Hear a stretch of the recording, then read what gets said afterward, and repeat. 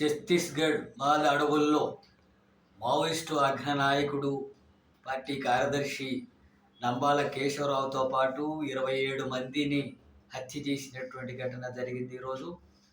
ఒకవైపు మావోయిస్టులు చర్చలు జరుపుదాం, శాంతియుతంగా పరిష్కారం చేసుకుందామని చెప్పి అనేకసార్లు విజ్ఞప్తి చేసిన కేంద్ర ప్రభుత్వం మాత్రం వాళ్ళతో చర్చలు జరపకుండా అణిచివేసేటటువంటి కార్యక్రమం, హత్యాకాండకు పాల్పడుతున్నటువంటి దాన్ని సిపిఎం పార్టీగా ఖండిస్తున్నాం.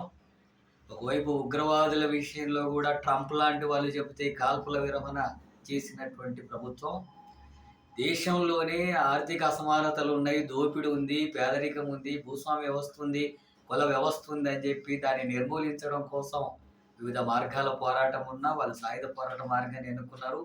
ఆ మార్గాన్ని కూడా విరమించేటటువంటి విషయం, ఆయుధాలు కూడా విరమించే విషయాలు చర్చలు జరుపుదామని చెప్పి మావోయిస్టు పార్టీలు అనేక సార్లు విజ్ఞప్తి చేస్తున్నప్పటికీ కూడా వాళ్ళతో చర్చలు జరిపి సమస్యను పరిష్కరించకుండా ఈ దేశంలో ఉండి దేశ సమస్యల మీద పోరాడుతున్నటువంటి వాళ్ళ మీద ఈ హత్యాకాండకు పాల్పడడాన్ని సిపిఎం పార్టీ తీవ్రంగా ఖండిస్తుంది. ఇప్పటికైనా ఈ నరమేధాన్ని ఆపాలని చెప్పి కేంద్ర ప్రభుత్వాన్ని డిమాండ్ చేస్తున్నాం. ఒకవైపు ఈ హత్యలని అంతా కూడా సమర్థిస్తూ పాశవిక ఆనందాన్ని పొందుతున్నాడు కేంద్ర మంత్రి అమిత్ షా, అట్లాగే ప్రధానమంత్రి.